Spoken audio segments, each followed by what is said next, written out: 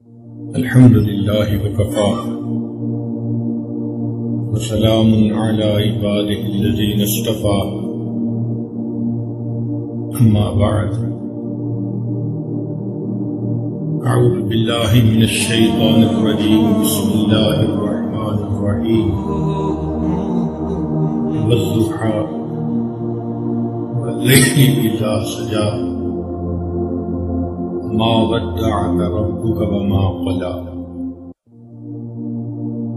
وللآخرة خير لك من الأولى ولسوف يعطيك ربك فترضى سبحان ربك رب العزة عما يصفون وسلام على المرسلين والحمد لله رب العالمين اللهم صل على سيدنا محمد وعلى آل سيدنا محمد وبارك وسلم اللهم صل على سيدنا محمد وعلى آل سيدنا محمد وبارك وسلم اللهم صل على سيدنا محمد وعلى آل سيدنا محمد وبارك وسلم سورۃ الضحیٰ 30ویں پارے کی ایک سورت ہے۔ ترتیب نزولی کے اعتبار سے یہ 10ویں نمبر پر نازل ہوئی۔ اس سورت کی 11 آیات ہیں اور اس سورت میں نبی علیہ السلام کے خصوصی فضائل کا تذکرہ ہے۔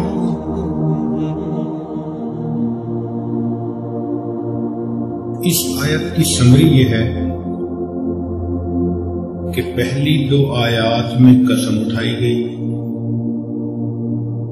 پھر 3 آیات جو ہیں ان میں یقین دہانیاں کروائی گئی، اگلی 3 آیات میں اس کے ثبوت دیے گئے اور آخری 3 آیات میں نصیحتیں کی گئی۔ تو کل 11 آیتوں کی ترتیب یہ بنی کہ 2 آیتیں قسم اٹھانے کے لیے، 3 آیتیں یقین دہانی کے لیے، اگلی 3 آیتیں ثبوت کے طور پر اور آخری 3 آیتیں نصیحت کے طور پر۔ چنانچہ اس کا شان نزول یہ ہے کہ نبی علیہ السلام پر جب وحی اتری تو پہلی مرتبہ وحی کے اترنے سے آپ صلی اللہ علیہ وسلم کو ایک بوجھ محسوس ہوا ہے، اس لیے کہ یہ قرآن عظیم الشان قول ثقیل ہے۔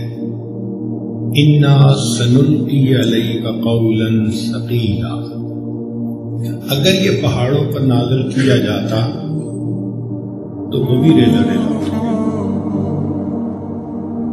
لرأیتہ خاشعا متصدعا من خشیۃ اللہ، اور یہ کلام پاک اللہ کے حبیب صلی اللہ علیہ وسلم کے قلب مبارک پر نازل ہوا،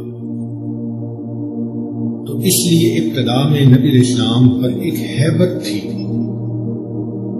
چنانچہ وحی اترنے کے بعد آپ جب واپس گھر گئے تو فرما رہے تھے زملونی زملونی، مجھے کمبل اڑا۔ پھر ایک سلسلہ وحی کا چل اترا، تو جب بھی محبت کا تعلق ہو تو جی چاہتا ہے کہ آپس میں یہ رابطہ بار بار ہو، اسی لیے محبت کرنے والے محبوب کے میسج کا انتظار کرتے ہیں۔ نفسانی شیطانی محبتوں میں اس کی مثالیں عام دیکھی جا سکتی ہیں۔ ہر وقت سیل فون ہاتھ میں رہتا ہے، سوتے بھی ہیں تو کان کے پاس رکھ کے سوتے ہیں، کال آئے تو ہمیں پتہ چلے، میسج آئے تو پتہ چلے، اور اگر میسج نہ آئے تو پھر ڈاؤٹ شروع ہو جاتے ہیں۔ یہ محبت کا تعلق ہے، یہ سب انسان سراپا منتظر ہوتا ہے، انتظار ہوتا ہے۔ تو نبی علیہ السلام پر ابتدا میں وحی وقفے سے اترتی رہی درمیان میں کچھ وقت وقفہ زیادہ ہو گیا تو اللہ کے حبیب صلی اللہ علیہ وسلم خود بھی انتظار میں تھے کہ اللہ رب العزت کی طرف سے اس مالک الملک کی طرف سے کب پیغام آتا. تو طبیعت اداس تھی، مغموم تھی، سراپا انتظار تھی. لیکن دوسری طرف کفار مکہ، ان کا بھی معاملہ عجیب تھا کہ جو شروع کے پیغامات معلوم ہوئے ان کو تو وہ اپنی مجلسوں میں بیٹھ کے اس پر ڈسکشن کرتے تھے، انالیسس کرتے تھے. اب کچھ عرصہ ان کو پتہ چلا کہ نئی بات کوئی نہیں، تو انہیں بات کرنے کا موقع مل گیا. چنانچہ کسی نے کہا قد ودعک ربک، اے محمد صلی اللہ علیہ وسلم تیرے رب نے تجھے چھوڑ دیا. اب کوئی میسج نہیں، کوئی پیغام نہیں، کوئی حکم نہیں، کوئی وحی نہیں، تو تیرے رب نے تجھے چھوڑ دیا. اس بات سے اللہ کے حبیب صلی اللہ علیہ وسلم کو اور زیادہ غم ہوا. اور پھر جلتی پر تیل کا کام ایک عورت نے کیا. اللہ تعالیٰ نے اپنی اپنی طبیعتیں بنائی ہیں، مگر فطری طور پر عورت گولی مارنے میں، نشتر زنی والا لفظ بولنے میں کمال رکھتی ہے. چنانچہ ابو لہب کی بیوی جس کا نام تھا ام جمیل، نبی علیہ السلام کی چچی تھی، خدار کے ارکم کے سامنے سے گزر رہی تھی. دروازہ کھلا، اللہ کے حبیب صلی اللہ علیہ وسلم سامنے نظر آئے تو اس نے وہیں سے کھڑے ہو کر کہا اے محمد صلی اللہ علیہ وسلم تجھے تیرے شیطان نے چھوڑ دیا. یہ الفاظ اللہ کے حبیب صلی اللہ علیہ وسلم کے اس دکھ کو اور بڑھا گئے. انسان اور تانے برداشت کر جاتا ہے، محبت کا تانا برداشت کرنا بڑا مشکل ہوتا ہے. اس کی مثال یوں سمجھیں کہ جسم پر ہاتھ لگائیں تو درد نہیں ہوتی، زخم پر ہاتھ لگائیں تو بہت درد ہوتی ہے، حساس ہوتا ہے معاملہ. تو محبت کا معاملہ حساس ہوتا ہے. دل پہلے غمزدہ تھا، طبیعت میں پہلے انتظار تھا، اداسی تھی، پھر قریش مکہ کی باتوں نے اس پر آگ لگائی اور اس خاتون کی باتوں نے اس جلتی پر تیل کا کام دیا. نبی اسلام کی مبارک آنکھوں میں آنسو بھر آئے اور آپ صلی اللہ علیہ وسلم کی نگاہ آسمان کی طرف اٹھی اور زبان حال سے یہ کہا کہ اے اللہ، مجھے لوگوں نے ساحر کہا، میں نے برداشت کیا. مجھے لوگوں نے مجنون کہا، میں نے برداشت کیا. لوگوں نے مجھے شاعر کہا، میں نے اس کو بھی برداشت کیا. مگر میرے مولا، اگر یہ تانا دیں کہ تجھے تیرے رب نے چھوڑ دیا، یہ برداشت کرنا بس سے باہر ہے. تو محبوب صلی اللہ علیہ وسلم کی نگاہیں جب آسمان کی طرف اٹھی تو جبریل علیہ السلام اللہ رب العزت کی طرف سے اسی وقت وحی لے کر اتر آئے. اس وحی میں اللہ تعالیٰ نے فرمایا وَالضُّحَىٰ وَاللَّيْلِ إِذَا سَجَىٰ، قسم ہے دن کی روشنی کی اور قسم ہے رات کی تاریکی کی. اب یہ دو قسمیں کھائی گئی ہیں. مفسرین نے ان کے بڑے عجیب معارف لکھے ہیں. بعض نے فرمایا کہ چونکہ دن میں انسان اعمال کرتا ہے اور رات میں انسان آرام کرتا ہے، تو حالات و واقعات کا تعلق دن اور رات کے ساتھ ہے. تو اللہ رب العزت نے دن اور رات کی قسمیں کھائیں، اشارہ تھا کہ جو گزر رہا ہے، لوگ باتیں کر رہے ہیں، آپ کو انتظار کرنا پڑ رہا ہے، گولیاں مار رہے ہیں، ان تمام حالات و واقعات کو سامنے رکھ کر رب کریم نے فرمایا قسم ہے دن کی روشنی کی. ضحیٰ کہتے ہیں چاشت کے وقت کو، جب جانور کے پاؤں جلنے لگ جائیں، سورج اتنا اوپر آ جائے، جیسے 10 بجے کا وقت ہوتا ہے گرمیوں میں کہ دھوپ اچھی تپش اختیار کر جاتی ہے، اس کو ضحیٰ کہتے ہیں، اس لیے چاشت کی نماز کو صلاۃ الضحیٰ بھی کہتے ہیں۔ تو اس وقت کی قسم کھائی تو فرمایا والضحیٰ، قسم ہے دن کی روشنی کی، واللیل اذا سجا، اور قسم ہے رات کے اندھیرے کی۔ اے میرے حبیب صلی اللہ علیہ وسلم، دن کے سویرے کی قسم، رات کے اندھیرے کی قسم، دن کے ہنگاموں کی قسم اور رات کے سناٹوں کی قسم، دن کی جلوتوں کی قسم اور رات کی خلوتوں کی قسم۔ حالات و واقعات کی قسم کھا کر یہ بات کی جا رہی ہے۔ بعض مفسرین نے لکھا کہ وحی کا اترنا نور تھا، دن کی مانند تھا، اور وحی کا رک جانا یہ رات کی مانند تھا۔ دن اور رات دونوں ضرورت ہیں، دن میں انسان کام کرتا ہے، رات میں انسان آرام کرتا ہے۔ تو حکمت تھی وقفہ دینے میں کہ اے حبیب صلی اللہ علیہ وسلم، اگر لگاتار اوپر نیچے وہی اترتی رہتی تو لوگوں کے لیے عمل کرنا مشکل ہو جاتا۔ ہم وقفہ دے دے کر اپنا کلام اتار رہے ہیں تاکہ لوگوں کے لیے ان احکام پر عمل کرنا آسان ہو جائے اور آپ کی طبیعت میں بھی تھوڑا آسانی اور آرام ہو جائے۔ لہذا والضحیٰ، وحی کے اترنے کے وقت کی قسم، واللیل اذا سجا، اور وحی کے رکنے کے وقت کی قسم۔ حضرت اقدس تھانوی رحمۃ اللہ علیہ نے ان آیات کی بڑی عاشقانہ تفسیر کی ہے۔ وہ فرماتے ہیں کہ ایک اور بھی پہلو ہے کہ والضحیٰ سے مراد نبی علیہ الصلوۃ والسلام کا چہرہ انور، چمکتا ہوا چہرہ، اور واللیل سے مراد نبی علیہ الصلوۃ والسلام کی دمکتی ہوئی زلفیں۔ چہرہ مبارک دن کی مانند تو زلف مبارک رات کے تاریکی کی مانند سیاہ تھی۔ تو اللہ رب العزت نے محبوب کی اداسی اور محبوب کی پرحزن طبیعت کو دیکھتے ہوئے تسلی دینے کے لیے قسمیں کھائیں۔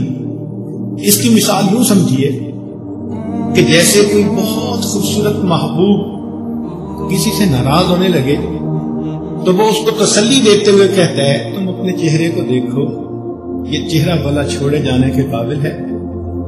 بہو اسی طرح اللہ رب العزت اپنے پیارے حبیب صلی اللہ علیہ وسلم کو فرماتے ہیں والضحیٰ، اے میرے محبوب صلی اللہ علیہ وسلم، آپ کے چمکتے چہرے کی قسم، واللیل اذا سجا، اور آپ کی دمکتی زلفوں کی قسم، یہ چہرہ، یہ زلفیں، یہ حسن بے مثال چھوڑے جانے کے قابل ہے۔ اب یہاں پر ایک نقطہ کہ اللہ رب العزت نے نبی علیہ الصلوۃ والسلام کے چہرے مبارک کی قسم کھائی۔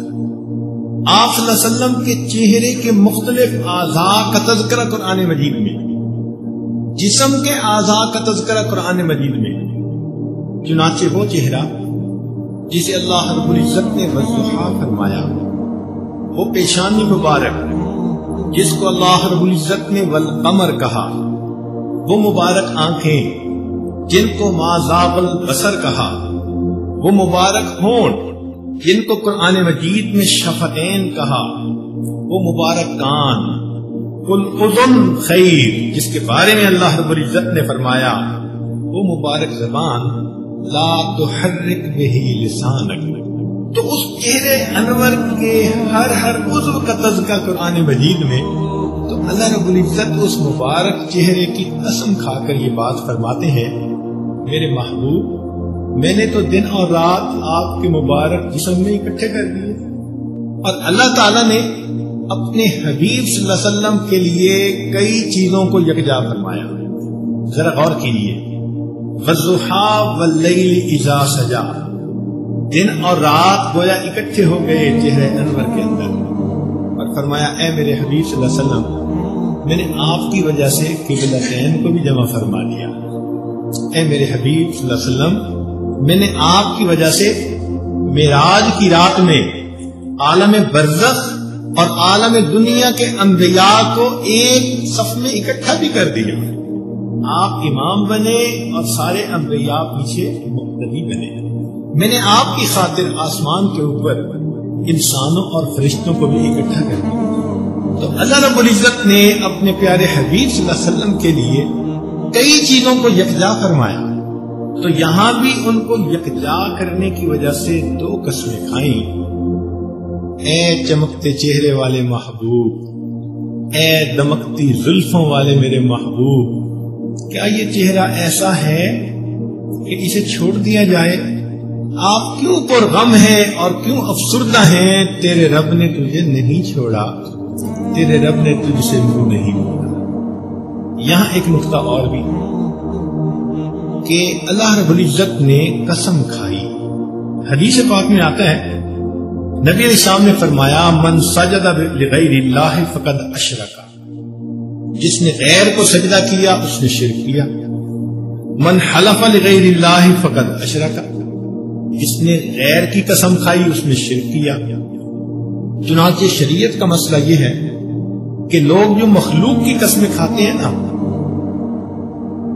بیٹے کی قسم، تمہارے سر کی قسم، یہ مخلوق کی قسمیں کھانا شریعت کے اندر ممنوع ہے۔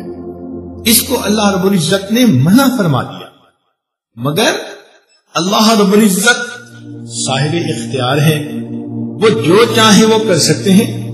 لہذا رب کریم نے فرشتوں کو حکم دیا اسجدوا لآدم، آدم علیہ السلام کی طرف سجدہ کرو۔ یہ چونکہ اللہ کا حکم تھا اس لیے شریعت نے کہا کہ فرشتوں کے سجدہ کیا۔ اسی طرح اللہ رب العزت نے مخلوق کو تو منع کر دیا، مگر اپنے حبیب کے بارے میں قسمیں کھائیں، اور قسمیں بھی ذرا سنیے کیا کیا کھائیں۔ قرآن مجید میں نبی علیہ السلام کی عمر مبارک کی قسم، لعمرک، تیری عمر کی قسم، شہر کی قسم، لا اقسم بہذا البلد وانت حل بہذا البلد۔ نبی علیہ السلام جس وقت دنیا میں روشن جلوہ آرا تھے اس وقت کی قسم، والعصر، اس والعصر کے لفظ سے مفسرین نے کہا کہ اے میرے محبوب اس وقت کی قسم جب آپ دنیا میں روشن تھے۔ نسبتوں کی قسم، فلا وربک۔ تو اللہ رب العزت نے نبی علیہ السلام کی مختلف انداز سے قسمیں کھائیں۔ اب یہاں مفسرین نے نقطہ یہ لکھا کہ دیکھو اللہ رب العزت اپنی ذات میں وحدہ لا شریک ہے، لہذا اس کی ذات میں شرک کبھی بھی گوارا نہیں کیا جا سکتا۔ اسی طرح اللہ رب العزت کے محبوب صلی اللہ علیہ وسلم اپنے حسن میں یکتا اور بے مثال تھے۔ اللہ تعالیٰ نے خود تو قسم کھائی، فرمایا لوگو تم اپنے محبوبوں کی قسمیں مت کھانا، میں اپنے محبوب کے حسن میں کسی کی شرکت پسند نہیں کرتا۔ تو اللہ رب العزت جیسے اپنی وحدانیت میں شرک کو پسند نہیں فرماتے، اپنے حبیب صلی اللہ علیہ وسلم کے حسن بے مثال کے ساتھ کوئی کسی اپنے محبوب کو شریک کرنا چاہے اللہ اس کو بھی پسند نہیں کرتا۔ تو فرمایا والضحی واللیل اذا سجا۔ ان دو آیتوں میں اللہ رب العزت نے بات کی اہمیت بتانے کے لیے، ایمفیسس پلیس کرنے کے لیے قسم کھائی، کیونکہ جب کوئی بڑی ہستی قسم کھائے تو بات کی اہمیت اور بڑھ جاتی ہے۔ قسم کھا کر پھر آگے بات کہی، ما ودعک ربک وما قلی، تیرے رب نے تجھے چھوڑا بھی نہیں اور تیرے رب نے تجھ سے منہ موڑا بھی نہیں۔ محبت میں جدائی کی دو وجوہات ہوتی ہیں۔ ایک وجہ تو یہ ہوتی ہے کہ کبھی کبھی آپس کی انڈرسٹینڈنگ ختم ہو جاتی ہے اور محب و محبوب ایک دوسرے سے منہ پھیر لیتے ہیں۔ یہ ایک وجہ ہوتی ہے. اور کبھی حالات دونوں کو جدا کر دیتے ہیں. میاں بیوی میں بہت محبت تھی، موت نے ان کو جدا کر دیا. تو جدائی کے دو اسباب ہوتے ہیں، کبھی آپس کی مس انڈرسٹینڈنگ کی وجہ سے اور کبھی حالات کی وجہ سے. تو پہلی کیفیت کو کہتے ہیں ایک دوسرے سے منہ موڑنا، اور دوسری کیفیت کو کہتے ہیں ایک دوسرے کو چھوڑنا، جدا ہو گئے.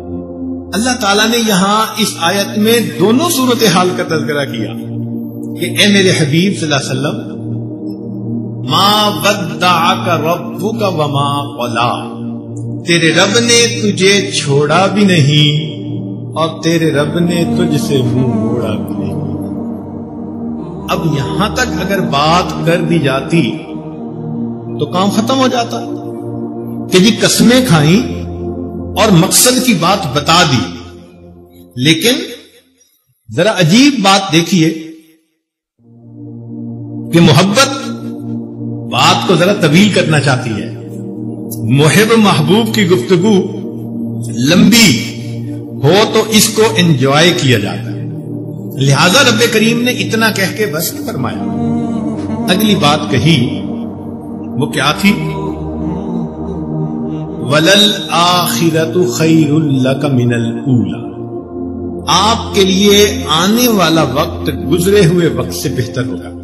یہ ایسا ہی ہے کہ جیسے محبوب کو تسلی دیتے ہوئے کوئی کہتا ہے آپ دیکھنا تو صحیح، آئندہ ہم اور خوش رہیں گے، آئندہ اور ہماری محبت بڑھے گی، آنے والے وقت میں اور زیادہ ہمارا وقت اچھا ہوگا.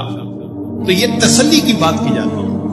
تو رب کریم نے بھی فرمایا کہ اے میرے محبوب صلی اللہ علیہ وسلم، وَلَلْآخِرَةُ خَيْرٌ لَكَ مِنَ الْأُولَى، آپ کے لیے آنے والا وقت آپ کے گزرے ہوئے وقت سے زیادہ بہتر ہوگا. اب ذرا غور کیجئے، کئی مثالیں دی جا سکتی ہیں.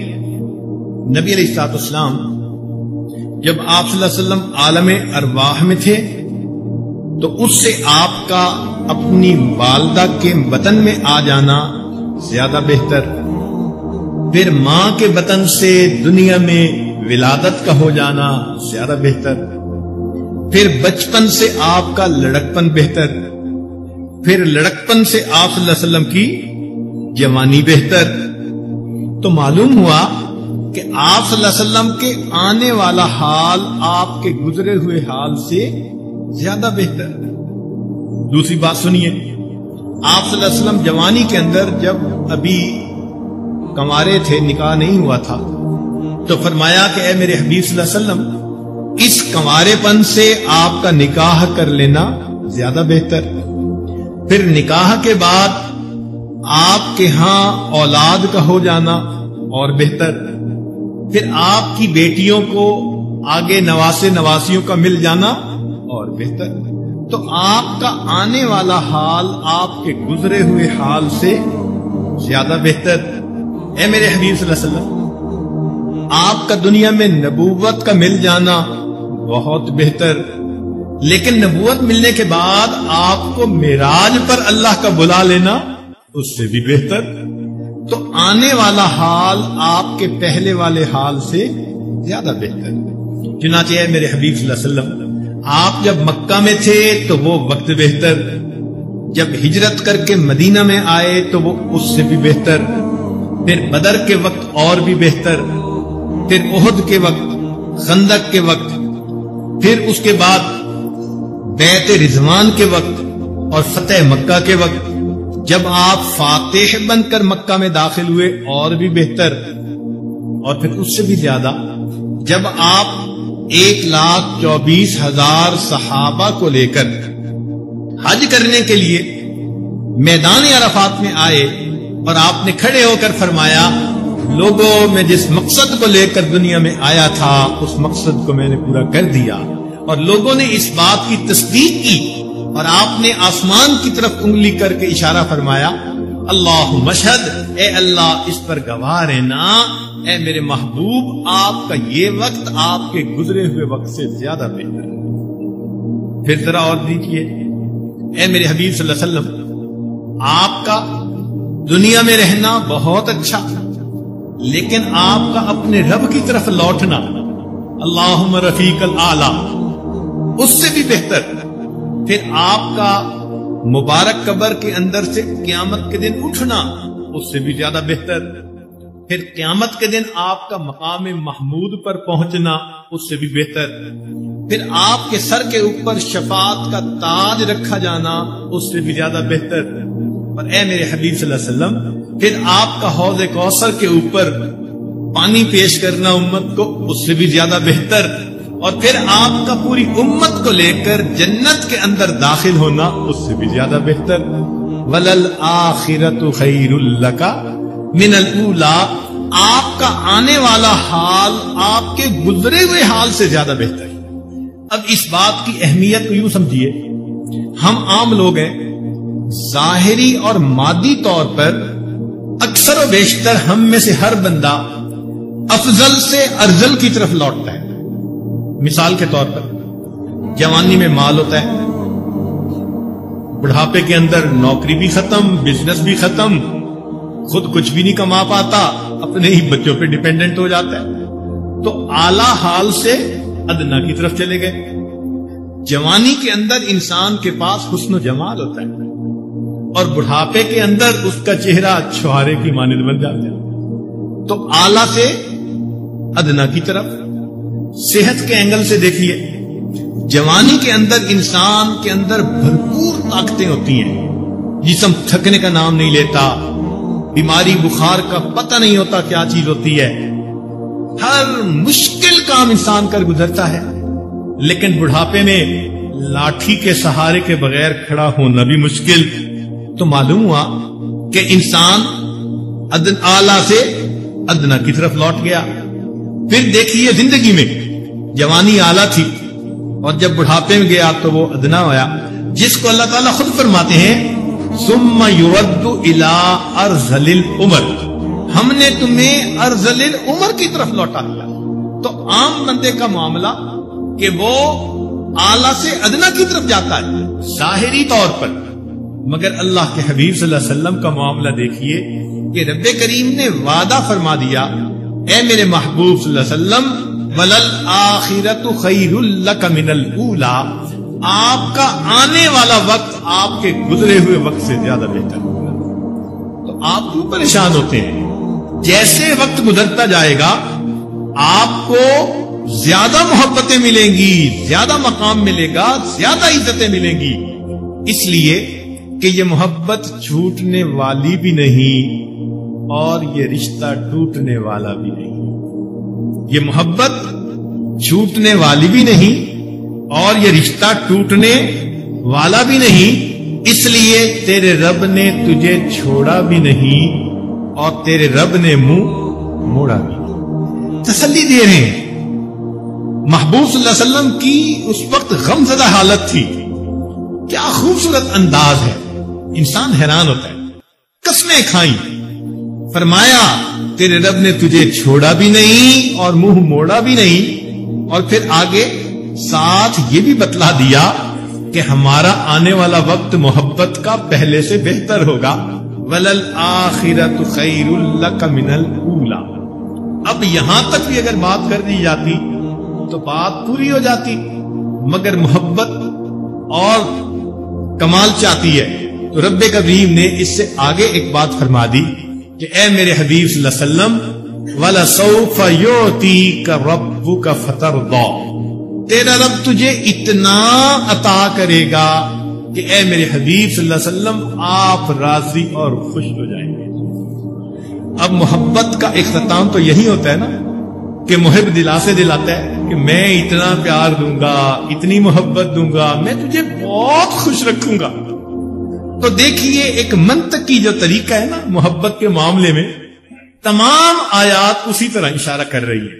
رب کریم نے ارشاد فرمایا اے میرے حبیب صلی اللہ علیہ وسلم، تیرا رب تجھے اتنا دے گا کہ تو بس بس کرے گا۔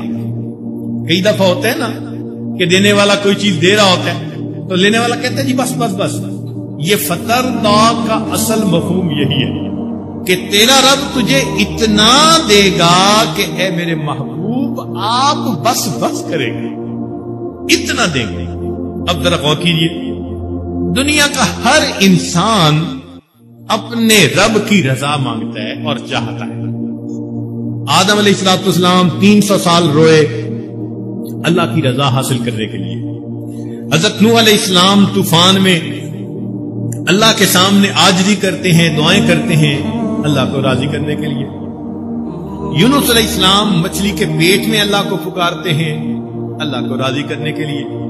ایوب علیہ السلام بیماری کے اندر اللہ کو پکارتے ہیں اللہ کو راضی کرنے کے لیے۔ ابراہیم علیہ السلام آگ کے اندر چھلانگ مار جاتے ہیں اللہ کو راضی کرنے کے لیے۔ اسماعیل علیہ السلام چھری کے نیچے ذبح ہونے پہ آمادہ ہیں اللہ کو راضی کرنے کے لیے۔ یوسف علیہ السلام جیل کے اندر کئی سال بند رہتے ہیں اللہ کو راضی کرنے کے لیے۔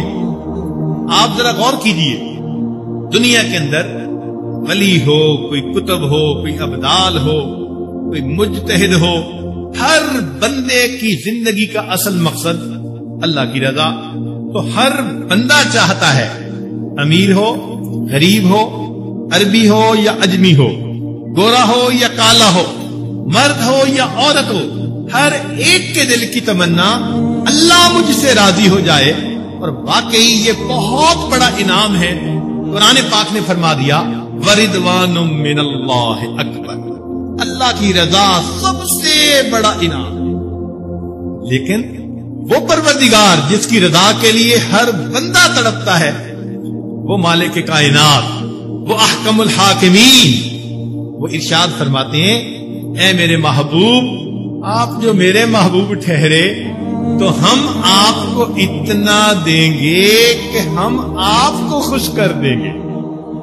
اللہ رب العزت نبی علیہ السلام کو خوش کرنے کا وعدہ فرمایا۔ چنانچہ جب یہ آیت اتری، نبی علیہ السلام کا چہرہ بہت خوش۔ کسی نے پوچھا اے اللہ کے نبی صلی اللہ علیہ وسلم، آپ بہت خوش نظر آ رہے ہیں۔ فرمایا ہاں، اللہ تعالیٰ نے وعدہ فرمایا میرے محبوب صلی اللہ علیہ وسلم میں آپ کو خوش کروں گا، اور میں اس وقت تک خوش نہیں ہوں گا جب تک میرا آخری امتی بھی جنت میں داخل نہیں ہو جائے گا۔ اللہ اکبر کرے وَلَسَوْفَ يُعْطِيكَ رَبُّكَ فَتَرْضَىٰ، تیرا رب تجھے اتنا دے گا کہ آپ راضی ہو جائیں گے۔ چنانچہ نبی علیہ السلام کی شان دیکھیے کہ محبوب صلی اللہ علیہ وسلم انگلی کا اشارہ کرتے ہیں، اللہ تعالیٰ چاند کو 2 ٹکڑے کر دیتے ہیں۔ محبوب صلی اللہ علیہ وسلم کے زبان مبارک سے ابو حریرہ لانا کی والدہ کی ہدایت کی دعا ملتی ہے۔ ابو حریرہ لانا کے گھر پہنچنے سے پہلے اللہ والدہ کو ہدایت دے دیتے ہیں۔ آپ صلی اللہ علیہ وسلم کی بارش کے لیے ہاتھ اٹھتے ہیں، ہاتھ نیچے جانے سے پہلے اللہ بارش کا عطا فرما دیتے ہیں۔ نبی علیہ السلام غلاف کعبہ کو پکڑ کر دعا مانگتے ہیں، واپس لوٹتے ہیں، اللہ عمر بن خطاب کو اسلام کے لیے خدموں میں پیش فرما دیتے ہیں۔ تو نبی علیہ السلام کی مرضی کو اللہ رب العزت نے اس طرح پورا فرما دیا، اے میرے محبوب، آپ نے پانی میں انگلیاں ڈالی، ہم نے انگلیوں سے پانی کے چشمے جاری فرما دیے۔ تو آپ جو چاہتے ہیں ہم تو آپ کو خوش کرنا چاہتے ہیں۔ سبحان اللہ، اللہ رب العزت نے اپنے حبیب صلی اللہ علیہ وسلم کو یہ شان عطا فرمائی، ارشاد فرمایا وَلَسَوْفَ يُعْطِيكَ رَبُّكَ فَتَرْضَىٰ، تیرا رب تجھے اتنا دے گا کہ تو راضی ہو جائے گا۔ اب یہاں تک تو بات کی جاتی تو ختم ہوتی، مگر نہیں، عام طور پر یہی دیکھا گیا کہ اگر قسم کھا کر کہا جائے نا کہ تیرے محب نے تجھے چھوڑا بھی نہیں، منہ موڑا بھی نہیں، اور آنے والا وقت بہت اچھا ہوگا اور میں تجھے بہت خوش کروں گا، مگر ساتھ ساتھ کچھ پہلے کی بھی باتیں کی جاتی ہیں کہ دیکھو میں نے یہ بھی تو کیا تھا اور یہ بھی تو کیا تھا اور یہ بھی تو کیا تھا۔ اب آگے 3 باتیں، وہ گزرے ہوئے احسانات کی طرف اشارہ۔ کون سا؟ فرمایا الم یجدک یتیما فآوی، ہم نے آپ کو یتیم پایا اور ہم نے آپ کو ٹھکانہ دیا۔ اشارہ ہے کہ دیکھو ہم آپ کو کیسے چھوڑیں گے، ہم نے آپ کو حالت یتیمی میں پایا اور ہم نے آپ کو ایسا بہترین ٹھکانہ دیا. یتیم بچے کے بارے میں اکثر و بیشتر یہی دیکھا گیا کہ پوچھنے والا کوئی نہیں ہوتا. یہ یتیمی عجیب ہے. یتیم بچے عام طور پر فتنوں کا سبب بھی بن جاتے ہیں اور یہ فتنوں کا شکار بھی ہو جاتے ہیں. اگنور کیا جاتا ہے کھانے میں، پینے میں، تعلیم میں، کاموں میں، حتی کام ایک رویہ لوگ اختیار کر لیتے ہیں. دور یتیمی عجیب ہوتا ہے.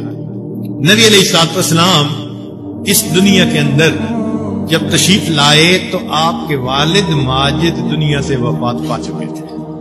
اب ذرا بات سنیے کہ حضرت عبداللہ کا نکاح 18 سال کی عمر میں ہوا. اس وقت بی بی آمنہ کی عمر 16 سال کی تھی.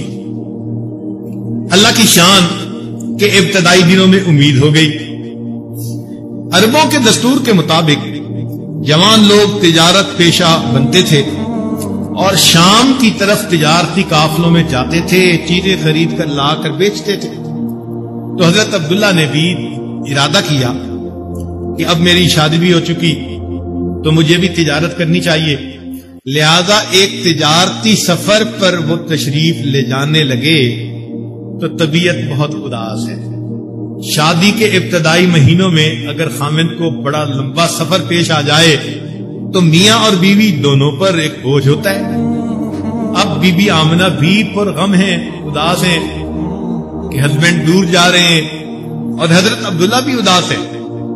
تو اداسی کی وجہ سے الوداع ہوتے ہوئے حضرت عبداللہ نے ایک بات کی، آمنہ یہ ایک چند دن کا سفر ہے، میں قافلے کے ساتھ واپس آ جاؤں گا.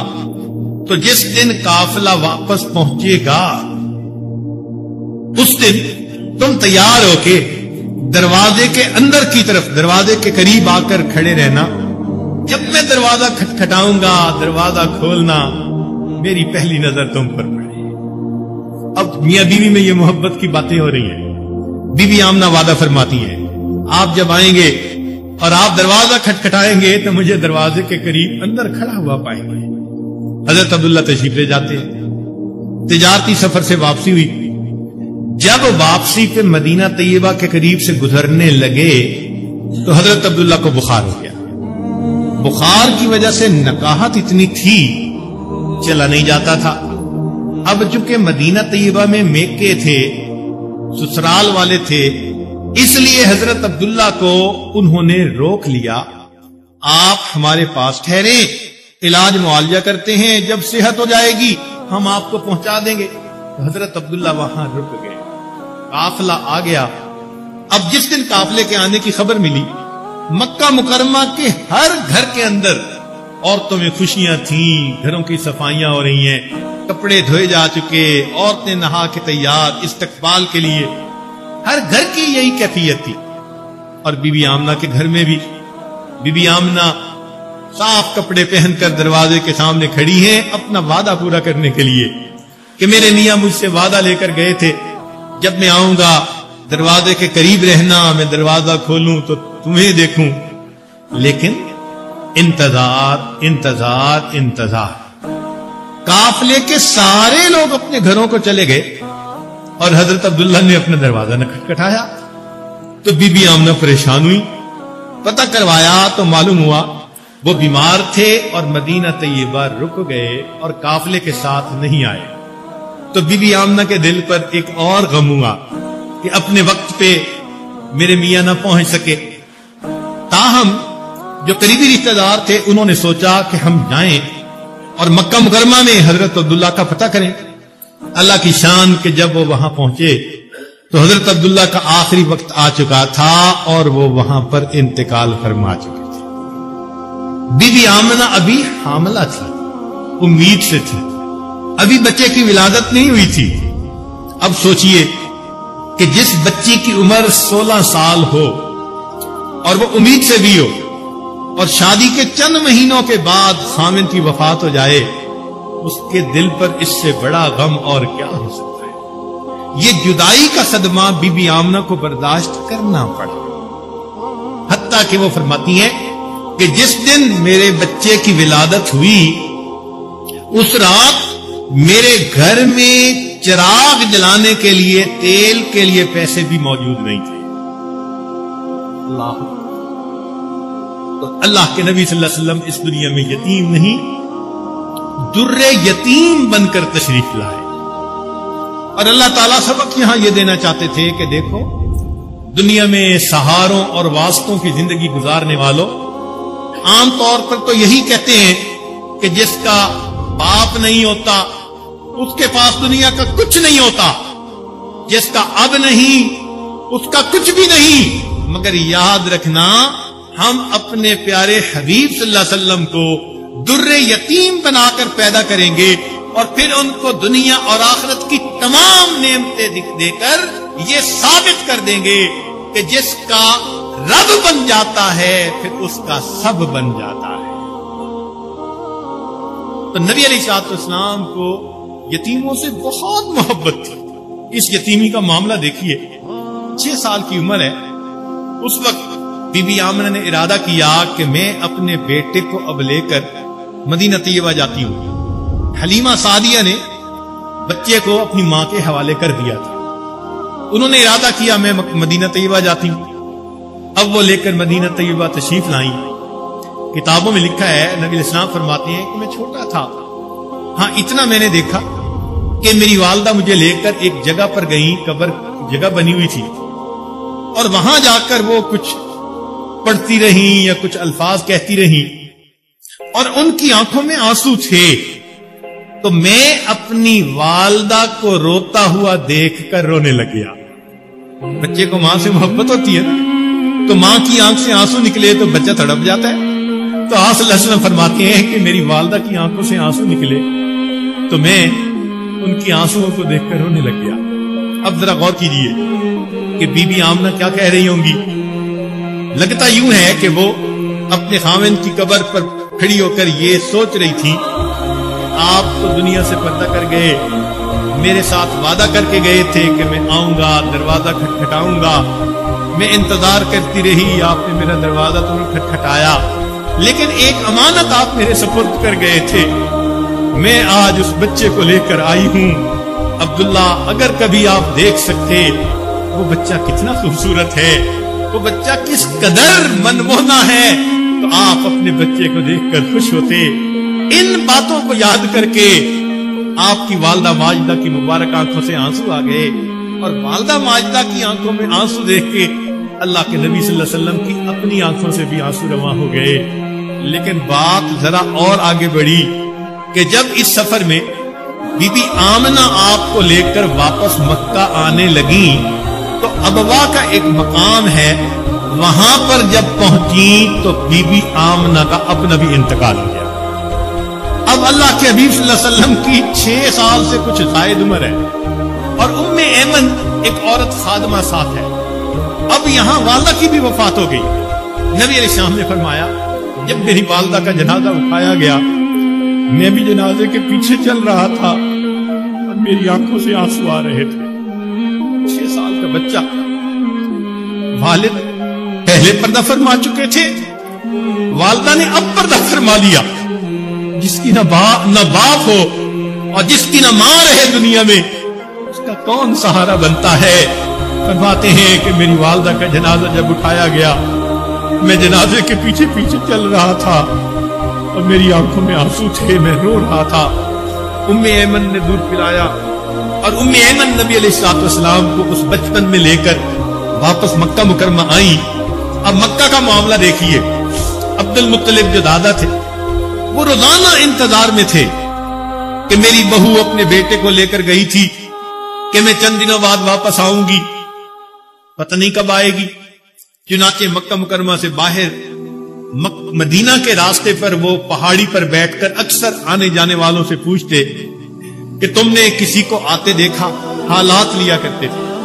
ایک دن بیٹھے ہیں، انتظار کر رہے ہیں، ایک عورت آ رہی ہے۔ عبد المطلب پوچھتے ہیں، ایمن، آمنہ کہاں ہے؟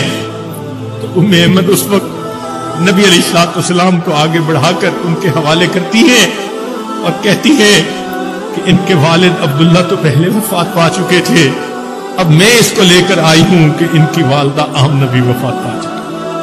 تو نبی علیہ السلام کو یتیموں سے بہت محبت تھی۔ اللہ تعالیٰ اس دور یتیمی کے حالات کی طرف اشارہ کر کے فرماتے ہیں، اے میرے حبیب صلی اللہ علیہ وسلم، یتیموں کا تو دنیا میں کوئی بھی نہیں ہوتا، ہم نے آپ کو یتیم پایا اور پھر ہم نے آپ کو ٹھکانہ دیا۔ الم یجد کا یتیمن فآوا، کیا ہم نے آپ کو یتیم نہ پایا اور پھر ہم نے آپ کو ٹھکانہ نہیں دیا؟ پھر آگے فرمایا ووجدک ضالا فہدا، اور ہم نے آپ کو راستے سے ہٹا دیکھا تو راستے کی رہنمائی فرما دی۔ اب اس میں مفسرین نے دو باتیں کی کہ اگر بندے کا باپ نہ ہو دنیا میں اور کوئی آسمانی رہنمائی بھی نہ ہو تو وہ وہی سیکھتا ہے جو ماحول میں ہوتا ہے۔ تو نبی علیہ السلام جس ماحول میں تشریف لائے تو اس وقت مکہ میں کیا تھا؟ ظلم تھا، ناانصافی تھی، جبر تھا، عیش پرستی تھی، حقوق پامال ہوتے تھے، لوگ اپنے باپ کے مرنے کے بعد اپنی ماں سے نکاح کرتے تھے، اپنی بیویوں کو وہ کس طرح بری حالت میں رکھتے تھے، بیٹیوں کو زندہ درگور کر دیتے تھے۔ تو بچہ وہی سیکھتا ہے جو ماحول میں ہوتا ہے۔ اللہ تعالیٰ اشارہ فرما رہے ہیں، اے میرے حبیب صلی اللہ علیہ وسلم، آپ کو سکھانے والا تو سایہ سر پہ نہیں تھا، تو عام دستور کے مطابق تو وہی سیکھتے جو تھا، مگر ہم نے آسمانی رہنمائی عطا فرما کر بتا دیا کہ یہ سب چیزیں یہ گناہ ہے اور عبادت کچھ اور ہے، تو وہی کے ذریعے ہم نے سیدھے راستے کی رہنمائی فرما دی۔ تو آپ راستے پر نہیں تھے اور ہم نے آپ کو راستے کی رہنمائی۔ چنانچہ علماء نے ایک واقعے کی طرف بھی اشارہ کیا کہ نبی علیہ السلام لڑکپن میں ذرا مکہ مکرمہ سے باہر نکلے تو پہاڑ تو ایک ہی جیسے تھے، نہ درخت تھے نہ پانی تھا، خشک پہاڑ تھے۔ تو ایک جگہ آپ صلی اللہ علیہ وسلم راستے کا پتہ نہیں چل پا رہا تھا، آپ بیٹھ گئے۔ ابو جہل ادھر سے آیا، بھتیجے کیوں بیٹھے ہو؟ واپس جانے، راستے کا پتہ نہیں چل رہا، تھک گیا ہوں، میرے ساتھ بیٹھ جاؤ۔ چنانچہ اس نے اپنی سواری میں پیچھے بٹھانا چاہا، مگر اس کی سواری نے چلنے سے انکار کر دیا۔ اب ابو جہل حیران، جب اس نے چھوٹے بچے کو آگے بٹھایا تو سواری نے چلنا شروع کر دیا۔ چنانچہ ابو جہل نے ان کو لا کر اپنے گھر پہنچا دیا۔ تو مفسرین نے لکھا کہ اللہ رب العزت نے اس واقعے کی طرف اشارہ کیا کہ یہ ابو جہل اینڈ پارٹی آپ پر باتیں تو بناتی ہے، ذرا غور تو کرے، ایک دفعہ آپ راستہ بھول گئے تھے، ہم نے ہی اپنے گھر پہنچایا تھا، اور ابو جہل تو پیچھے بٹھانا چاہتا تھا، ہم نے آپ صلی اللہ علیہ وسلم کو آگے بٹھایا تب چلی۔ جب اس موقع پر ہم نے آپ کو نہیں چھوڑا تو اب وہی دینے کے بعد ہم کیسے چھوڑیں گے؟ لہذا ما ودعک ربک وما قلا، تیرے رب نے تجھے چھوڑا بھی نہیں اور تیرے رب نے منہ موڑا بھی۔ پھر اس کے بعد فرمایا ووجدک عائلا فاغنا، اور میرے حبیب صلی اللہ علیہ وسلم، ہم نے آپ کو بے سر و سامان پایا اور ہم نے آپ کو غنی کر دیا۔ اللہ کے حبیب صلی اللہ علیہ وسلم کے پاس شروع میں مالی وسائل نہیں تھے، آپ کو دو ہستیوں کے مال سے بہت اللہ نے نفع پہنچایا۔ ایک تو جیسے ہی نکاح ہوا تو خدیجہ الکبریٰ رضی اللہ تعالی عنہا، انہوں نے اپنا سارا مال نبی علیہ السلام کے قدموں میں ڈال دیا۔ قریش مکہ نے کہا کہ وہ نوجوان جو کل مکہ کا سب سے غریب نوجوان تھا، ایک رات گزرنے کے بعد وہ مکہ مکرمہ کا سب سے امیر نوجوان بن گیا۔ تو آپ صلی اللہ علیہ وسلم کو اللہ نے غنی بنا دیا۔ اور دوسرا سیدنا صدیق اکبر رضی اللہ تعالی عنہ، ان کا مال کہ آپ صلی اللہ علیہ وسلم کو اس سے بہت نفع ہوا، اتنا کہ ابوبکر صدیق لانو تنہائی میں بیٹھے دعا مانگ رہے ہیں، رو رہے ہیں۔ کسی نے پوچھا کہ آپ کیا دعا مانگ رہے ہیں؟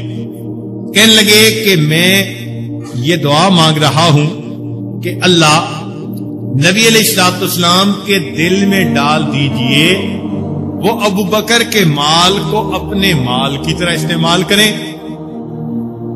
یہ دعا کیوں مانگ رہے ہیں؟ اس لیے کہ میں اپنا مال اللہ کے حبیب صلی اللہ علیہ وسلم کی خدمت میں پیش کرنا چاہتا ہوں. مگر عام دستور کے مطابق دینے والا ہاتھ اوپر کہلاتا ہے اور لینے والا ہاتھ نیچے کہلاتا ہے، اور میں اس بے ادبی کا مرتکب نہیں ہونا چاہتا. لہذا اے اللہ میرے آقا صلی اللہ علیہ وسلم کے دل میں ڈال دیجئے وہ مجھ سے لے نہیں بلکہ میرے مال کو اپنے مال کی طرح استعمال کرے.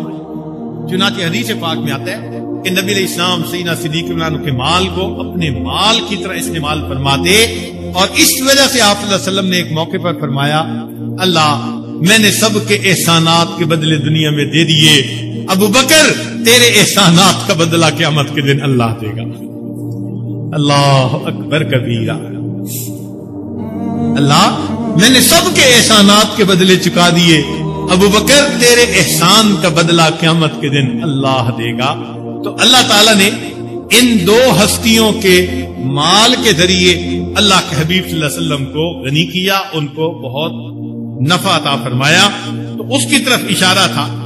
تو تین باتیں یہ گزشتہ احسانات کے طور پر. ذرا دوبارہ ابتدا کی طرف رجوع کیجئے کہ پہلی دو آیات قسم کے بارے میں، پھر 3 آیات تسلی کی، پھر اس کے بعد 3 وعدے. 3 وعدے، ان میں 3 تسلی کی باتوں میں یہ تھا کہ ہم نے یتیم پایا ٹھکانہ دیا، ہم نے راستے سے ہٹا پایا تو رہنمائی فرمائی، اور ہم نے آپ کو بے سر و سامان پایا تو ہم نے آپ کو غنی فرما دیا. ان 3 باتوں سے گویا 3 احسانات کا تذکرہ ہو گیا.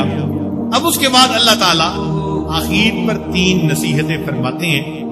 پہلی نصیحت یہ فَأَمَّا الْيَتِيمَ فَلَا تَقْهَرْ. دیکھیے ہم نے آپ کے ساتھ کیا معاملہ کیا، لہذا آپ کو اگر کبھی کوئی یتیم مل جائے تو آپ بھی یتیم کے ساتھ حسن سلوک فرمائیے. نبی علیہ السلام نے یتیم کے بارے میں فرمایا کہ میں اور یتیم کی کفالت کرنے والا جنت میں اس طرح اکٹھے ہوں گے جیسے ہاتھ کی 2 انگلیاں ایک دوسرے کے ساتھ ہوتی ہیں. کافل الیتیم، یتیم کی کفالت کرنے والا، وہ جنت میں اس طرح میرے ساتھ ہوگا. روایت میں آتا ہے عید کا دن ہے، نبی علیہ الصلوۃ والسلام عید کی نماز پڑھنے کے لیے اپنے گھر سے تشریف لائے. گلی میں سے جب گزر رہے تھے تو کیا دیکھا کہ مدینہ طیبہ کے کچھ بچے کھیل رہے ہیں. آپ صلی اللہ علیہ وسلم قریب سے گزرے، بچوں نے سلام کیا، لیکن ذرا آگے گئے تو ایک بچے کو دیکھا کہ وہ بہت اداس مغموم اور بیٹھا ہوا ہے، ایک اکیلا سوچ میں پڑا ہوا ہے. اللہ کے حبیب صلی اللہ علیہ وسلم کے بڑھتے ہوئے قدم رکے اور آپ صلی اللہ علیہ وسلم نے پوچھا کہ تو کون ہے؟ اس نے جواب میں عرض کیا کہ اللہ کے حبیب صلی اللہ علیہ وسلم میں یتیم مدینہ ہوں، میرا والد فوت ہو چکا، کوئی ایسا نہیں جو آج میرے لیے نئے کپڑے لاتا کہ میری والدہ مجھے پہناتی اور مجھے بھی عیدگاہ کی طرف بھیجتی. تو میں بیٹھا اپنے والد کو یاد کر رہا ہوں، میرا کھیلنے کو بھی دل نہیں کر رہا، میں اپنے ابو کو بہت مس کر رہا ہوں. جب اس بچے نے یہ بات کی، اللہ کے نبی صلی اللہ علیہ وسلم نے اسے فرمایا کہ اچھا میرے ساتھ آؤ. نبی علیہ السلام عیدگاہ کی طرف نہیں گئے، واپس اپنے گھر تشریف لائے. عائشہ صدیقہ رضی اللہ تعالیٰ عنہ کو فرمایا حمیرہ اس بچے کے نہانے کا بندوبست کر دو. چنانچہ پانی کا انتظام ہوا اور جتنی دیر میں بس چھوٹے بچے کو نہلایا گیا، نبی علیہ الصلوۃ والسلام نے پیغام بھیجا فاطمہ الزہرا رضی اللہ تعالی عنہا کے پاس اور فرمایا کہ حسن کے کپڑے اگر ہوں دھلے ہوئے پڑے تو وہ بھجوا دو. بچے کی اور حضرت حسن لانو کی عمر ایک جیسی تھی، تو جتنی دیر میں بچہ نہایا ادھر سے کپڑے آ گئے، بچے کو صاف کپڑے پہنائے گئے، خوشبو لگائی گئی، کنگھی کی گئی. جب بچہ خوب اچھی طرح تیار ہو گیا، اب اللہ کے حبیب صلی اللہ علیہ وسلم نے اس سے پوچھا کہ یہ بتاؤ کہ تم اپنے والد کے ساتھ عید کی نماز پڑھنے جاتے کس طرح تھے؟ اس نے کہا کہ میرے والد مجھے کندھوں پہ بٹھا کے لے جاتے تھے. تو حدیث پاک میں آتے ہیں نبی علیہ السلام تشریف فرما ہوئے اور آپ نے اس بچے کو کہا کہ تم میرے کندھوں پر بیٹھ جاؤ. دیکھو اللہ کے حبیب صلی اللہ علیہ وسلم یتیم کے ساتھ کیا حسن سلوک فرماتے. اب اس بچے کو کندھوں پر بٹھایا، اللہ اکبر، اور اللہ کے حبیب صلی اللہ علیہ وسلم پھر واپس عیدگاہ کی طرف جانے لگے تو ان بچوں کے قریب سے گزرے جو بچے کے آپس میں کھیل رہے تھے، تو سلام ہوا۔ ان بچوں نے آنکھوں کے اشاروں سے پوچھا اس بچے سے کہ معاملہ کیا ہے، تو اس بچے نے خوشی سے بتایا اللہ کے نبی صلی اللہ علیہ وسلم نے مجھے بیٹے کی جیسی محبت عطا فرمائی اور مجھے کندھوں پر بٹھا کر عید کی نماز پڑھنے کے لیے لے کے جا رہے ہیں۔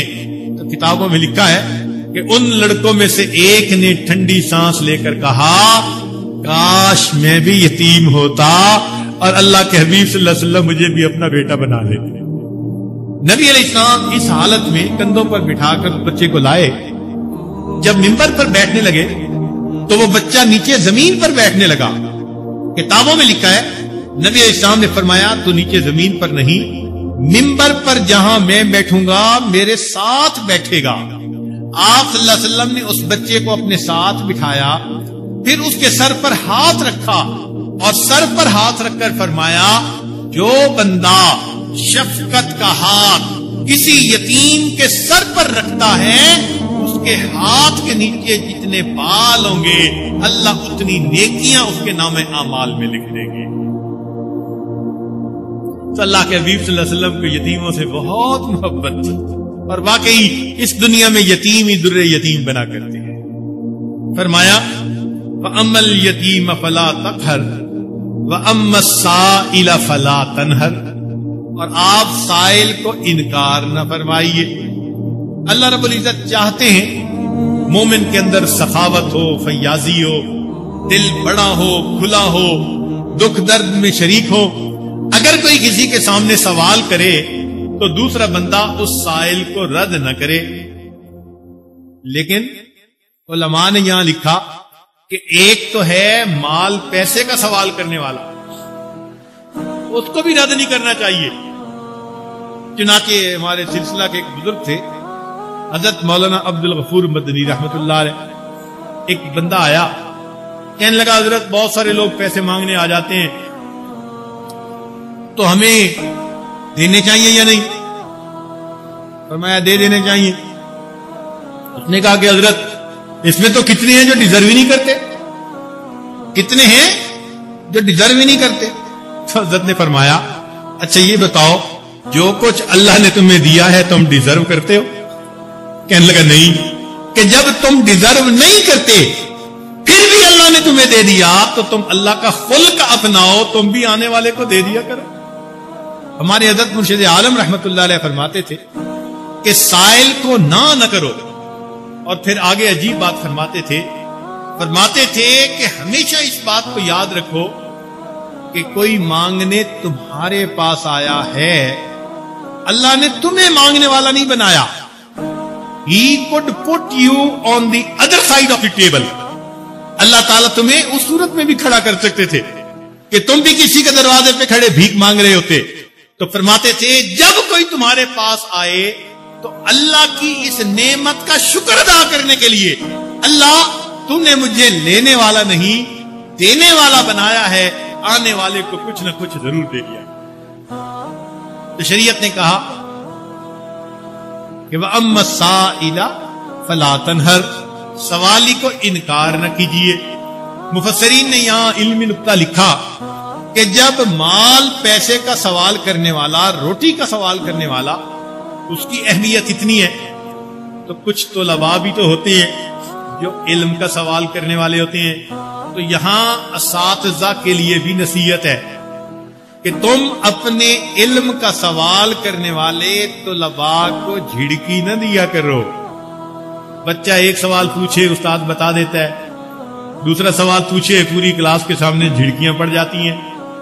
پہلے میں نے تمہیں بتایا تم اس وقت کہاں تھے، تم اس وقت متوجہ نہیں تھے، یہ تھا وہ تھا، پوری کلاس کے سامنے جھڑکیاں۔ تو وہ استاد جو اتنی سی بات پر ڈانٹتا ہے یہاں اس کے لیے روشنی ہے۔ اللہ تعالیٰ اپنے حبیب صلی اللہ علیہ وسلم کو فرماتے ہیں علم کا پوچھنا اللہ کو بڑا محبوب۔ چنانچہ ذرا غور کیجئے کہ سائل کا سوال کا جواب دینا کتنا اہمیت رکھتا ہے۔ ایک عورت خاوند نے اس کو کہہ دیا تو میرے لیے ماں جیسی ہے، اس کو زہار کہتے ہیں، اور شریعت نے کہا کہ اس سے طلاق ہو جاتی ہے. مسئلہ یہی تھا. ایک خاتون تھی بڑھاپے کی عمر، خولہ بنت ثعلبہ. خاوند نے کسی بات پہ ناراض ہو کر کہہ دیا کہ تم میرے لیے اب ماں جیسی. وہ نبی علیہ السلام کی خدمت میں حاضر ہوئی. اے اللہ کے حبیب صلی اللہ علیہ وسلم، اب میں بوڑھی بھی ہو گئی ہوں، دوسری شادی کے قابل بھی نہیں، میرے بچے بھی ہیں، خاوند سے الگ ہو جاؤں گی تو میں بچوں کو سپورٹ بھی نہیں کر سکتی. تو آپ صلی اللہ علیہ وسلم مجھے بتائیں کہ اس کا کیا معاملہ. نبی علیہ السلام نے یہی جواب دیا کہ ہاں طلاق تو ہو گئی، جو دستور شروع میں تھا تورات کا اس کے حساب سے. اب وہ پھر پوچھتی ہے. نبی علیہ السلام نے پھر جواب دیا. جب نبی علیہ السلام نے دوبارہ جواب دیا، اس خاتون کے دل میں بات آئی کہ ہائی کورٹ نے تو اپلیکیشن ریجیکٹ کر دی، اب ذرا میں بھی سپریم کورٹ کی طرف درخواست فائل کرتی ہوں. لہذا اس نے اللہ کی طرف مناجات کی. اللہ فرماتے ہیں قد سمع اللہ قول التی تجادلک فی زوجہا وتشتکی الی اللہ. اللہ سے جس نے مناجات کی، تار جوڑی، اپنے خاوند کی شکایت کی، اللہ نے اس کی بات سن لی. آج کے دور میں بھی اگر کوئی ستائی ہوئی بیوی تنہائی میں بیٹھ کر اللہ کے سامنے ہاتھ اٹھائے گی تو اللہ اس کی دعا کو سنیں گے.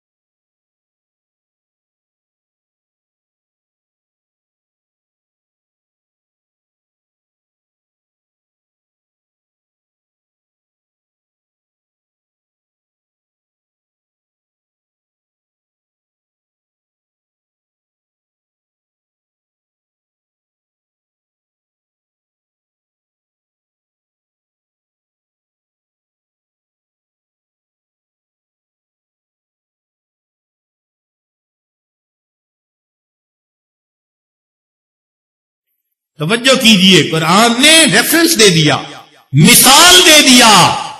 یہ نہیں کہ تم مرضی کے مالک بن گئے، جو چاہتے ہو کرتے پھرو، چھپی سزائیں دیتے پھرو. نہیں، ایسا ہے اگر تم ستاؤ گے بلا وجہ اور ان کے دل سے ایک آہ نکل گئی تو ان کی آہوں کو سننے والا کون؟ وہ پروردگار. اب یہاں پر عورتیں نقصان یہ اٹھا بیٹھتی ہیں کہ خاوند کے ظلم کے جواب میں زبان سے خود جواب دینے شروع کر دیتی ہیں، یا آگے سے خود عملی اس کا جواب دینا شروع کر دیتی ہیں، تو اللہ کا معاملہ یہاں سے ایک طرف ہو جاتا ہے. وہ اللہ کو اپنا وکیل بنائیں، صبر کے ساتھ وقت گزاریں اور اللہ کو پکاریں. دیکھیں اللہ تعالیٰ ان کی کیسے مدد کرتا ہے. تو علم کا سوال کرنے والا اللہ کو اتنا پیارا. غور کیجئے، ایک نابینا صحابی نبی علیہ الصلوۃ والسلام کی خدمت میں جلدی جلدی آتے ہیں، انہیں کوئی بات پوچھنی تھی. نبی علیہ الصلوۃ والسلام اس وقت قریش مکہ سے بات کر رہے تھے، ایک وفد آیا ہوا تھا. آپ صلی اللہ علیہ وسلم نے اس کو تھوڑا بٹھا دیا اور ان قریش مکہ سے گفتگو فرماتے رہے. عام طور پر دستور بھی یہی ہے، ڈاکٹر کے پاس اگر کوئی کینسر کا مریض آ جائے تو وہ اس کو ایمرجنسی میں پہلے ڈیل کرتا ہے اور نزلے زکام کے مریض کو ذرا انتظار کروا لیتا ہے. تو اللہ کے حبیب صلی اللہ علیہ وسلم کے سامنے ایسا ہی منظر تھا. قریش مکہ تو کفر اور شرک کے کینسر میں مبتلا تھے. تو اللہ کے نبی صلی اللہ علیہ وسلم چاہتے تھے کہ میں ان کو پہلے ہدایت کی طرف بلا لوں، اور یہ اپنا نوجوان آنکھوں سے نابینا ہے، اگرچہ پوچھنا چاہتا ہے اس کو تو پھر بعد میں بھی بتا دیں گے. لیکن اس نابینا نوجوان کا انتظار اللہ رب العزت نے اتنا محسوس فرمایا کہ قرآن مجید میں نبی علیہ السلام سے محبوبانہ انداز میں خطاب کیا. عبس وتولی ان جاءہ الاعمی وما یدریک لعلہ یزکی او یذکر فتنفعہ الذکری اما من استغنی فانت لہ تصدی وما علیک الا یزکی واما من جاءک یسعی وہو یخشی فانت عنہ تلہی. ایسے عجیب الفاظ ہیں کہ ان کا ترجمہ کرنے کی ہمت نہیں ہوتی. تو اس سے اندازہ لگائیں وہ علماء جو پڑھاتے ہیں کہ سائل کا سوال کا جواب دینا اللہ رب العزت کو کتنا پسند ہے. اور وہ مال و دولت رکھنے والے حضرات کہ جن کے دروازے پر کوئی اللہ کے نام پر مانگنے کے لیے آیا، وہ جھڑکیاں نہ دیں، وہ اللہ کی نعمت سمجھ کر تھوڑا یا زیادہ جتنا ہو سکتا ہے ضرور دینے کی کوشش کریں. تو یہ دو باتیں فرما کے کہ یتیم سے محبت کریں، سائل کو جھڑکی نہ دیں، وَأَمَّا بِنِعْمَةِ رَبِّكَ فَحَدِّثْ، اور آپ اپنے رب کی نعمتوں کا آگے تذکرہ فرمائیے. چنانچہ ایک تو یہ ہے کہ نعمتوں کا تذکرہ کیجئے، اور چونکہ یہ محبت کا مضمون ہے سارا، تو بات کو سمجھا کر آخر پر کہا کہ دیکھو ہم نے آپ پر احسانات جو تھے وہ بھی بتلا دیے اور آپ سے وعدے بھی فرما دیے، تسلی بھی دے دی. اب اس بات کو آپ ان مذاق اڑانے والوں کے سامنے خوب بیان کیجئے. اور وہ بات کون سی تھی؟ ما ودعک ربک وما قلی، کہ تیرے رب نے تجھے چھوڑا بھی نہیں اور تجھ سے منہ موڑا بھی نہیں. تو اللہ کے حبیب صلی اللہ علیہ وسلم کو اللہ تعالیٰ نے اس طرح تسلی اور دلاسا دلا دیا. سورت اتر آئی اور اللہ کے حبیب صلی اللہ علیہ وسلم کے دل کے اندر خوشی آ گیا، طبیعت کے اندر انشراح آ گیا. اب ظاہری طور پر تو یہ سورت مبارکہ اللہ کے حبیب صلی اللہ علیہ وسلم کے فضائل اور ان کے مقام کو واضح کرنے کے لیے ایک روشن ثبوت ہے. مگر یہاں آج اس مجلس میں کیوں انتخاب کیا گیا اس سورت کو بیان کرنے کا؟ ایک تو نبی علیہ الصلوۃ والسلام کے فضائل کا تذکرہ کرنا بھی مقصود تھا کہ ہم اپنے آقا صلی اللہ علیہ وسلم محسن انسانیت سید الاولین والآخرین محمد مصطفیٰ احمد مجتبی صلی اللہ علیہ وسلم کی شان بیان کریں.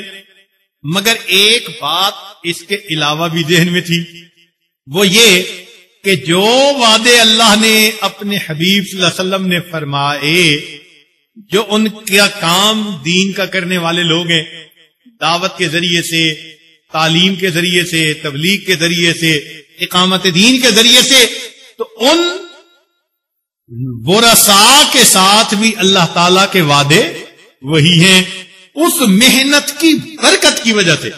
لہذا 3 باتیں ہمارے لیے قابل غور ہیں۔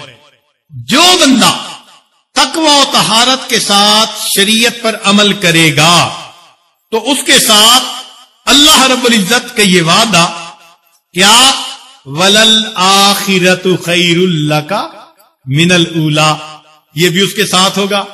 آپ اپنے اکابرین کی زندگیوں پر نظر دوڑا لیجئے کہ انہوں نے دین کا کام کیا، مخالفتیں ہوئی، حاسد تھے، دشمن تھے، رکاوٹیں ڈالنے والے تھے، مگر تقوی اور خلوص کی وجہ سے ان کا آنے والا وقت ان کے گزرے ہوئے وقت سے زیادہ بہتر ہوتا رہا۔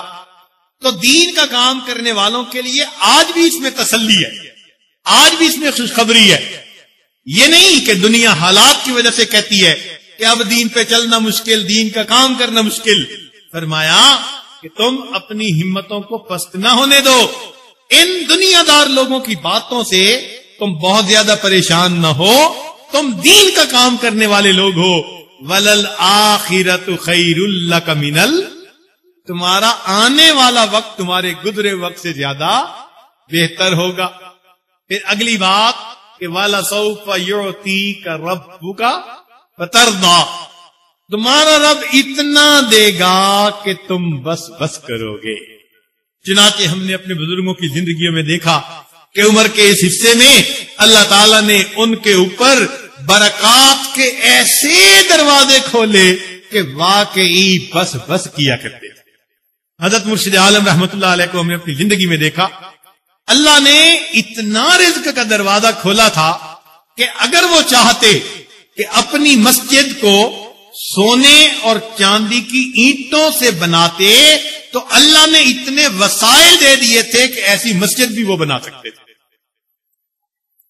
ساتھ لوگوں سے ریکویسٹ ہوتی تھی، حضرت میری طرف سے حج کا سفر کر لیجئے، میری طرف سے کر لیجئے، اور حضرت نے اکیلے جانا ہوتا تھا، مگر ساتھ طرف سے لوگ پیچھے پیچھے منتیں کر رہے ہوتے تھے، حضرت ہماری طرف سے حج اس سال کر لیجئے۔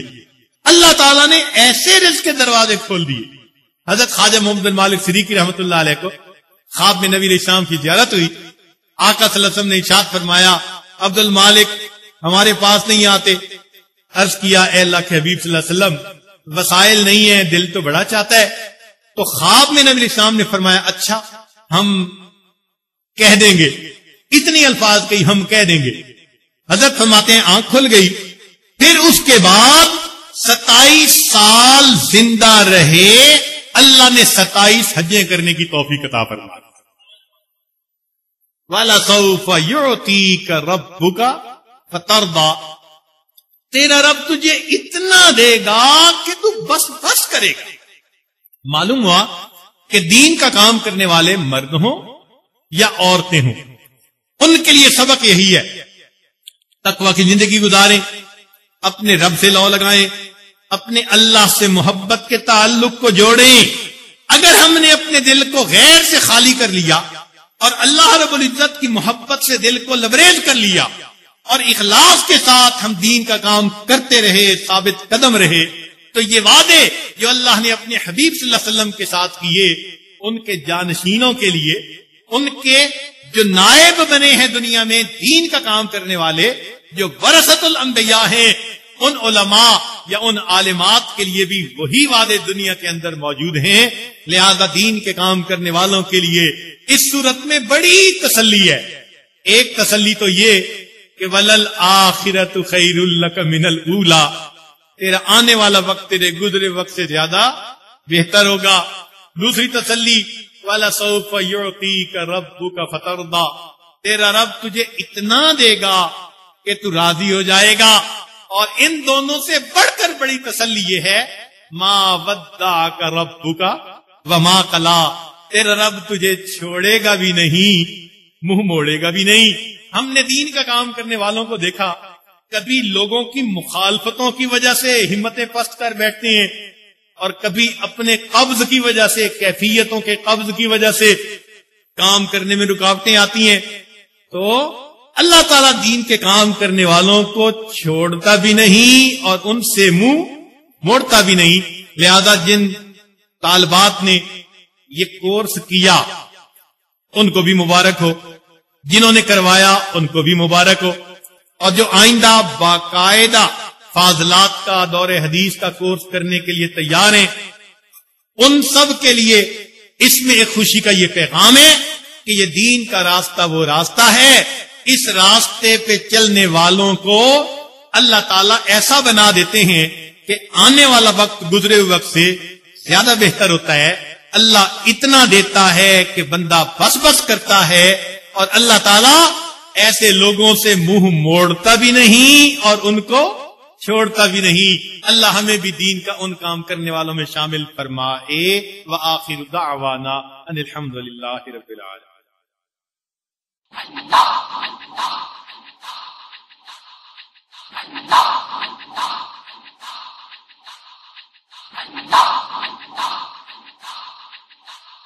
واللہ ما طلعت شمس ولا غربت الا وانت فی قلبی ووسواسی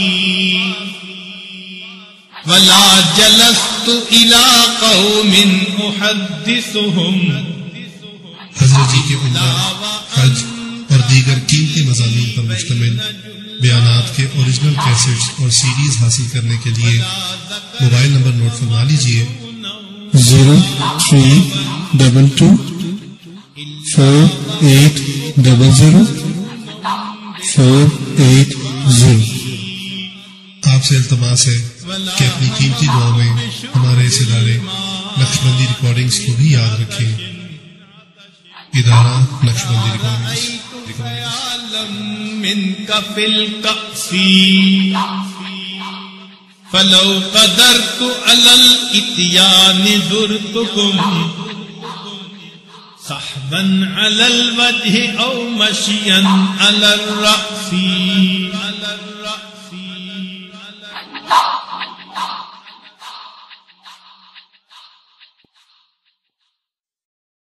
دعا کر لیجئے. سبحان ربی العلی الوہاب. اللہم صلی علی سیدنا محمد وعلی آل سیدنا محمد وبارک وسلم. اے مالک، ہم آپ کے عاجز مسکین بندے ہیں، ہمارے گناہوں کو معاف فرما، خطاؤں سے درگزر فرما، عیبوں کی پردہ پوشی فرما. اللہ ہماری نگاہوں کو پاک فرما، دلوں کو صاف فرما، سینوں کو اپنی محبت سے لبریز فرما، اپنے عشق کی آتش ہمارے سینوں میں پیدا فرما، ہمارے انگ انگ سے اپنے ذکر کو جاری فرما، روئے روئے سے اپنے ذکر کو جاری فرما، ہڈی ہڈی بوٹی بوٹی میں اپنی محبت پیدا فرما. اے کریم آقا، جسمانی بیماریوں کو دور فرما، روحانی بیماریوں کو دور فرما، ذلت سے محفوظ فرما، علت سے محفوظ فرما، قلت سے محفوظ فرما.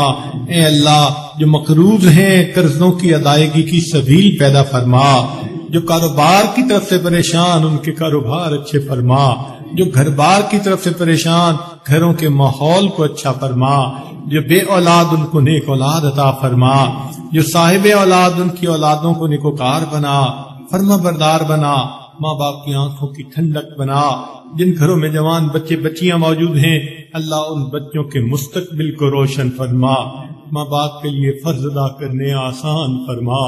اے کریم آقا، ہم نے زندگی میں چھوٹے بڑے جو گناہ کیے معاف فرما، جو دن میں کیے معاف فرما، جو رات میں کیے معاف فرما، جو محفل میں کیے معاف فرما، جو تنہائیوں میں کیے معاف فرما، جو گناہ یاد ہیں وہ بھی معاف فرما، جو کر کے بھول گئے وہ گناہ بھی معاف فرما. میرے مولا، گناہوں کی ذلت سے محفوظ فرما، ہمیں طاعات کی عزت نصیب فرما، آنے والے وقت کو گزرے وقت سے بہتر فرما.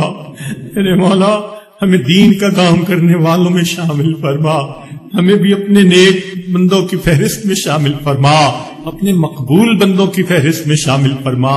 اے کریم آقا ہمیں بھی اپنی نعمتوں کی قدردانی کی توفیق عطا فرما. اے میرے مولا ہم پر رحمت کا معاملہ فرما. ہمارے والدین عزیز اقارب مشائخ جو فوت ہو چکے ان کی مغفرت فرما. جن کی آپ نے مغفرت کر دی ان کو قرب کے اعلیٰ درجات عطا فرما. اے رب کریم ہمارے اس ملک کی حفاظت فرما. جس مقصد کے لیے یہ حاصل کیا گیا اس مقصد کو پورا کرنے کی توفیق عطا فرما. جس ملک کے دشمن ہیں اللہ ان کو ہدایت عطا فرما. جن کی قسمت میں ہدایت نہیں اللہ ان کو چن چن کے دفع دور فرما. اللہ اس ملک کو دین کا قلعہ بنا. ہمیں شریعت و سنت کے مطابق زندگی گزارنے کی توفیق عطا فرما. اس ملک کو امن کا گہوارہ بنا. اے کریم آقا ہم پر رحمت کی نظر فرما. ہمارے تینوں حرم کی حفاظت فرما. پوری دنیا میں جہاں مسلمان پریشان ہیں اللہ سب کی پریشانیوں کو دور فرما. اے اللہ مستورات بھی دور بیٹھی آواز سن رہی ہیں اللہ ان کی بھی نیک مرادوں کو پورا فرما. اللہ دنیا دار لوگوں کو دیکھا کہ وہ بھی آئے ہوئے چل کے آئے ہوئے کا لحاظ کر لیتے ہیں. آپ کے بندے اور آپ کی بندیاں اپنے گھروں سے چل کر آج یہاں آئے بیٹھے ہیں. اللہ ان کے دامن بھر دیجئے. اللہ ہمارے لیے شعبان کے باقی دنوں میں برکتیں ڈال دیجئے اور بقریت ہمیں رمضان تک پہنچا دیجئے. میرے مولا دین کا کام کرنے والے جتنے بھی لوگ ہیں اللہ سب کی غلطی کوتاہیوں کو معاف کر دیجئے. ہماری کوتاہیوں کی وجہ سے اللہ ہمیں دین کے کام سے محروم نہ فرمائیے. میرے مولا ہمیں چھوڑیے گا بھی نہیں منہ موڑیے گا بھی نہیں. ہم پر رحمت کی نظر فرمائیے گا. اللہ کرم کا معاملہ فرمائیے. اللہ مہربانی کا معاملہ فرمائیے. آپ کے پیارے یوسف علیہ السلام کریم تھے. انہوں نے بھائیوں کو معاف کرتے ہوئے کہا تھا لا تثریب علیکم اليوم. جاؤ آج میں نے تمہارے سب قصوروں کو معاف کر دیا. تم پر کوئی بوجھ نہیں. آپ کے پیارے حبیب صلی اللہ علیہ وسلم بھی کریم تھے. انہوں نے فتح مکہ کے دن قریش مکہ کو یہی الفاظ کہے تھے لا تثریب علیکم اليوم. اے اللہ آپ سب کریموں سے بڑے کریم ہیں. اے اللہ آج آپ اپنے بندے اور بدیوں کو یہی فرما دیجئے لا تثریب علیکم اليوم. اللہ گناہ معاف ہو جائیں گے خطائیں بخشی جائیں گی. ایک نئی ایمانی اسلامی قرآنی زندگی کی ہم ابتدا کریں گے. اللہ اس مجلس کو ہمارے لیے بخشش کا ذریعہ بنا دیجئے. اپنے حبیب صلی اللہ علیہ وسلم کے قرب کا ذریعہ بنا دیجئے. اللہ ہم پر رحمت کی نظر فرمائیے. جنہوں نے دعاؤں کے لیے کہا خط لکھے فون کیے اللہ سب کے دلوں کی نیک مرادوں کو پورا فرما. جو مانگا وہ بھی عطا فرما. جو مانگنا چاہیے تھا نہیں مانگ سکے اللہ ہمیں وہ بھی عطا فرما. قیامت کے دن اپنے حبیب صلی اللہ علیہ وسلم کی شفاعت نصیب فرما. جنت میں ان کے قدموں میں جگہ نصیب فرما. صلی اللہ تعالی علی حبیبہ سیدنا محمد و آلہ و اصحابہ اجمعین برحمتک یا ارحم الراحمین.